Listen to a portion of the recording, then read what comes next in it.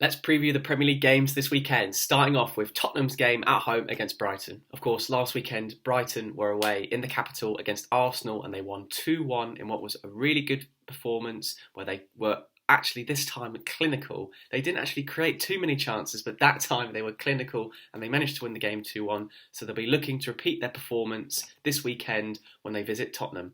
Of course, Tottenham last weekend, they beat Aston Villa 4-0 away from home. Heung-min Son got a hat-trick. He's continuing his fine form this season and could potentially catch Mo Salah for that golden boot. But it's not just him that's having a really good season. Of course, Kane is back to his best somewhat, playing alongside Kulusevski. That front three of Tottenham are really carrying them at the moment to victory, and that leaves them fourth on 31 games, 57 points. They're 3 points away from Arsenal, but they've played a game more. So they need to beat Brighton at home in order to at least maintain that 3-point gap, certainly before Tottenham play Arsenal in the North London derby.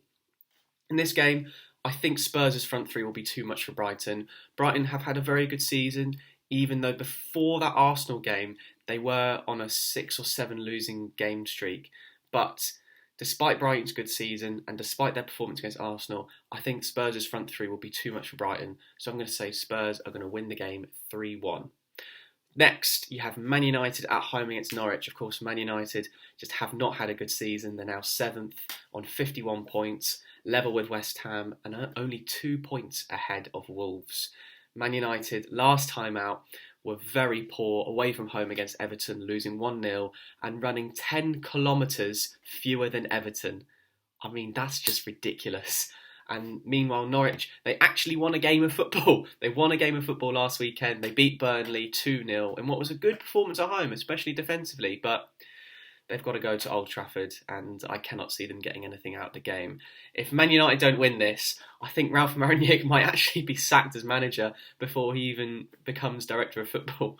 But no, in all seriousness, no. I think Man United will beat Norwich. I'm going to say 2-0 Man United. Next, we have Saints at home against Arsenal. Of course, Southampton. It's traditional now, at least once a season they have to get absolutely hammered, and they got hammered 6-0 at home against Chelsea, and actually it could have been more if it wasn't for Fraser Forster performing very well and making some good saves. So Southampton, I'm sure they'll be looking to get a clean sheet, just complete defensive performance, just do not concede. Meanwhile, Arsenal, of course, they were at home, lost against Brighton, and the game before that they were beaten convincingly against Palace away from home, so they'll be looking to put in a good performance.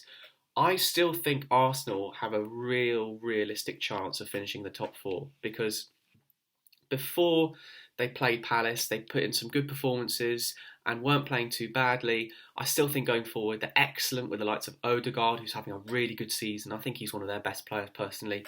Saka continues to flourish. Lacazette's a little bit more hit and miss, but I think Arsenal have enough quality going forward to score a couple against Saints, and I think they will win. I'm going to say Arsenal will win 2-1. Then the final game on Saturday, Watford at home against Brentford. Really, if Watford are going to stay up, they have to win this. I think a lot of people thought that last weekend when Watford were at home against Leeds and they lost 3-0 and they didn't really create that many chances, which is a real concern. But Watford, they still have some favourable fixtures coming up. I think they still have to play Everton, and of course they have to play Brentford and Palace and Leicester. So they've still got some games where you would think that they could win, and really they are on 22 points at the moment. So yeah, if they win, they're going to have to. If they're going to stay up, they're going to have to win this game, absolutely, for sure. Meanwhile, Brentford, of course, they're having a really good season, especially since Eriksen's come into the team. When Eriksen started, he's helped Brentford win all of their games, and in the one game Eriksen didn't play, Leicester beat Brentford. So, of course, Brentford will be looking to come to Vicarage Road and play well and beat Watford. I would think Brentford are safe now on 36 points. Of course, teams will only feel they're safe once they've hit 40 points. But really, I think only 2 teams in the history of the Premier League have been relegated with 40 points or more.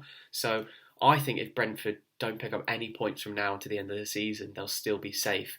But that being said, all the pressure's on Watford, and they'll be looking to completely go forwards and attack with intent, especially if it's a draw in the 60th or 70th minute. So that game state might help Brentford because it will open up Watford's defence for Brentford to counter-attack. So I'm going to say that Brentford will win by 2-0. Then on Sunday you have Newcastle who are at home against Leicester. Of course, last time Newcastle played Wolves in what was quite a boring game, but they managed to get the win 1-0. Newcastle now on 34 points. I actually think if they don't pick up any more points, Newcastle will probably be safe anyway. So you'd think Newcastle now are safe for sure. So they've not got too much pressure on this game. As for Leicester, they're 9th. They've only played 29 games, so they have 3 games in hand over Wolves and are 9 points away. So for Leicester, I guess now they're just going to try and finish the season as strong as they can. But realistically, they probably won't get a Europa League spot. So the only way if they were to play in Europe next season is if they win the Europa League conference. So I would imagine that more of their attention is probably on that competition. But of course, they'll still want to play well and maybe create that slim opportunity for them to finish as high as they can to potentially finish in the European spot. This game's quite hard to call, actually. I don't think Newcastle will be on the beach. I think Eddie Howe will make sure that their players try and put in 100% effort and tell them that they're not completely safe just yet. I'm going to go with a 2-2 draw. I'm going to say it's going to be Newcastle 2, Leicester 2.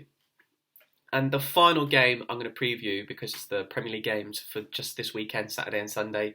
West Ham at home against Burnley. West Ham, of course, phenomenal result midweek, beating Lyon 3-0. Very convincing for them, excellent performance. And they now have a European tie against Frankfurt, where if they beat Frankfurt over 2 legs, they play either Rangers or Leipzig in the final, which is very, very exciting for their fans. I mean, West Ham have had a phenomenal season, considering 2 years ago, David Moyes came in after Pellegrini was sacked to help West Ham stay up. And now West Ham are 6th, above Man United, Wolves, Leicester, and they've still got a realistic chance of finishing in a Europa League spot in the league. And of course, they could play in the Champions League this season. So West Ham having a phenomenal season. Fair play to them. As for Burnley, though, they're 18th. If any team who are currently in the relegation zone, that's Burnley, Watford or Norwich, are going to stay up, it's probably Burnley, given they've got 2 games in hand over Leeds, 1 game in hand over Newcastle. But it's going to be very, very difficult for Burnley, especially after their 2-0 loss away from home against Norwich.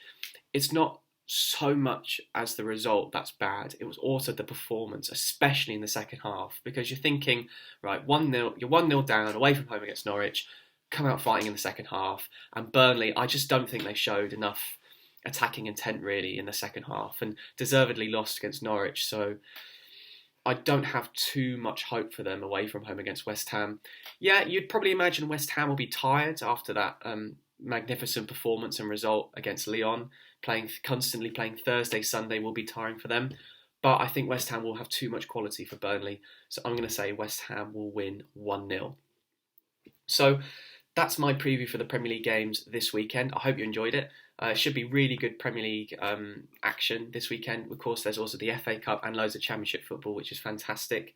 It'll be interesting to see whether the likes of Southampton can respond after their disappointing performance last weekend, and also Burnley, because especially Burnley as well, if they don't pick up a good result against West Ham, you'd imagine that they're going to really struggle to stay up. But thank you for watching. I really appreciate it. Please like, subscribe, comment, and I'll see you later.